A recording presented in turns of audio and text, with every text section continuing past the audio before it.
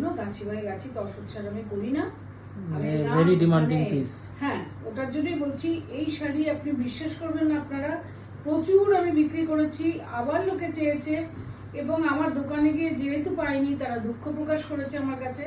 আর আমি কখনোই সেটা করবো না, সময় নিলেও আপনাদেরকে আমি জোগাড় করে দেবো। এটা হচ্ছে ব্লাউজ পিস,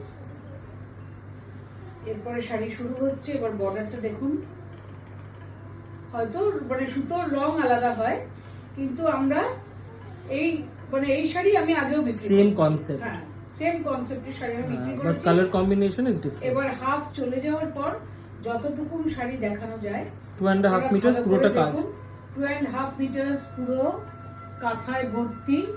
এবার আমরা আঁচলে চলে আসছি। আঁচলটাই হলো মেন আমাদের উদ্দেশ্য দেখানো, তো আপনারা ভালো করে দেখুন। এই হলো আঁচলটা।